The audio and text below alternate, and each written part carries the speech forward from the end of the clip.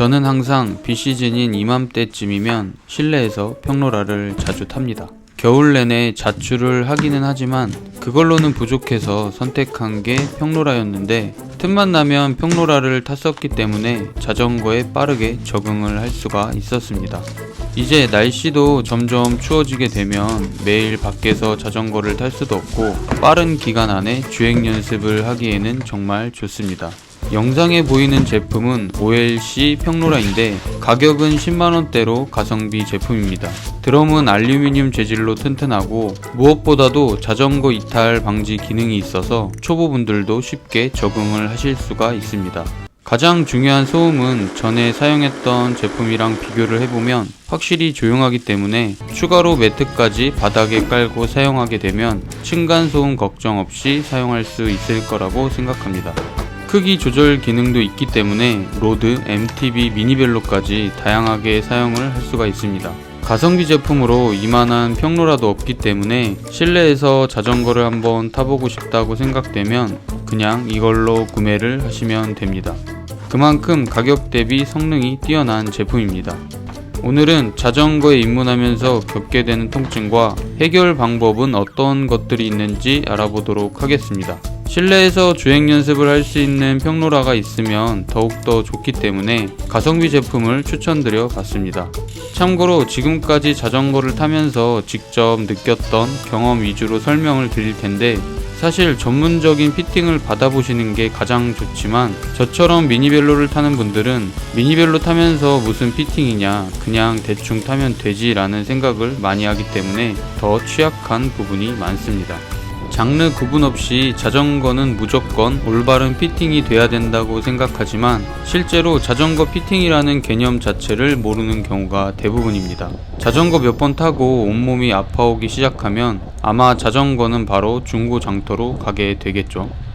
먼저 가장 많은 통증을 느끼는 부위가 팔, 허리, 엉덩이, 무릎 통증인데 자전거에 처음 입문을 하셨다면 사실 아픈 게 정상입니다. 안 쓰던 근육을 사용하는데 멀쩡하다면 오히려 그게 더 이상한 거죠. 최소 3개월 이상은 꾸준히 타는 게 좋은데 처음부터 올바른 자세로 라이딩을 한다면 자전거를 최대한 빠른 기간 안에 적응을 하실 수가 있습니다. 보통 무릎의 통증을 느낀다면 페달링을 할 때 고단 기어로 페달을 꾹꾹 눌러가면서 타는 게 아닌지 의심을 해봐야 됩니다. 회전수를 줄이고 강한 토크로 페달링을 하게 되면 체감상 자전거가 빠르게 나간다고 느끼기 때문에 보통 이런 식으로 페달링을 하는 경우가 많습니다. 클립 페달과 클릿 슈즈를 사용하게 되면 당기는 힘을 효과적으로 쓸 수가 있기 때문에 페달을 누른다는 느낌보단 돌린다라는 느낌으로 페달링을 할 수가 있습니다. 하지만 저처럼 미니벨로를 타는 분들은 대부분 평페달을 사용하기 때문에 당기는 힘을 제대로 사용할 순 없지만 강한 토크로 타기보다는 회전수를 빠르게 해서 케이던스 위주의 페달을 돌리는 느낌으로 주행 연습을 하는 편이 좋습니다.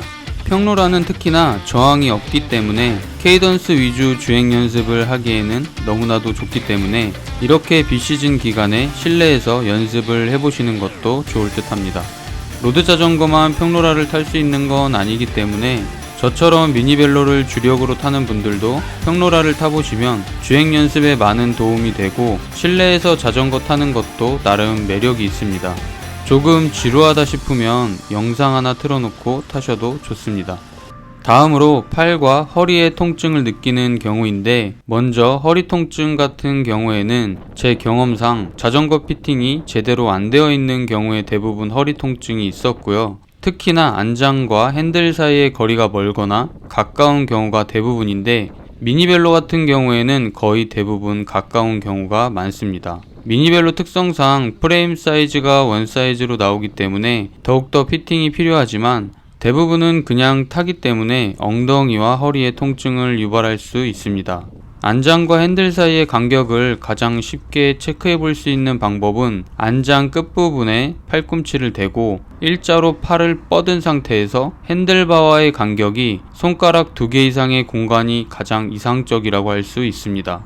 물론 안장 길이가 다를 수도 있기 때문에 정확한 방법은 아니지만 그렇다고 하더라도 손가락 끝부분에서의 공간은 어느 정도는 나와줘야 페달링이 편해집니다. 안장의 높이는 다리를 쭉 뻗었을 때 발목의 각도가 직각인 상태에서 아주 약간 무릎이 구부려지는 정도가 좋고, 핸들바의 높이는 안장의 높이와 같거나 살짝 높은 위치가 좋습니다. 이렇게 자전거 피팅을 하셨다면 올바른 자세로 라이딩을 하는 게 중요한데, 마지막으로 팔의 통증을 느끼는 경우입니다. 보통 이렇게 피팅을 하게 되면 앞으로 숙이는 포지션이 나오게 되는데, 손목과 팔에 너무 많은 체중이 쏠리게 되면서 통증을 느끼게 됩니다. 체중 분배를 앞뒤로 일정하게 해주는 게 가장 중요한데, 라이딩을 하면서 일일이 신경 쓰면서 탄다는 게 쉽지는 않기 때문에 꾸준한 연습이 필요합니다. 코어로 버틴다는 느낌으로 손은 핸들바에 가볍게 얹어주고 페달링을 하게 되면 팔로 전해지는 무게가 줄어들기 때문에 통증은 많이 좋아지게 됩니다. 처음에는 익숙하지 않기 때문에 이렇게까지 자전거를 타야 하나 싶기도 하지만, 조금씩 연습을 하다 보면 페달링이 가벼워지는 느낌을 느낄 수가 있습니다. 저도 말은 이렇게 쉽게 하고는 있지만 지금도 계속 연습을 하고 있고요. 실제로 장거리 라이딩을 하다 보면 힘이 다 빠지게 되는 경우에는 온몸이 다 아픈 건 어쩔 수 없더라고요.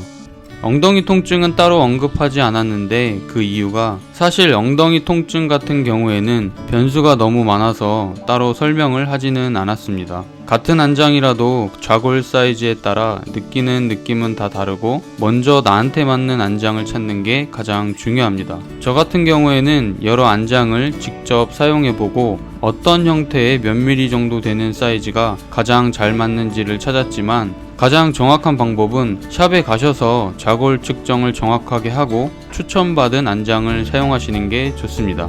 그 이후로는 올바른 피팅과 자세로 평로라를 이용한 꾸준한 연습을 하신다면 스트레스 받지 않고 즐거운 라이딩 생활을 하실 수가 있습니다. 생각보다 많은 분들이 자전거를 타기만 하면 통증이 있어서 몇 번 타보지도 않고 포기하는 경우도 많이 봤고요. 꾸준히 타는데도 불구하고 고통스럽다고 라이딩의 재미를 못 붙이는 분들도 많이 봤습니다. 저도 전문적인 지식이 있는 건 아니지만 실제로 지금까지 자전거를 타면서 직접 경험했던 부분이기 때문에 조금이나마 도움이 되었으면 좋겠습니다. 오늘도 끝까지 시청해 주셔서 감사합니다.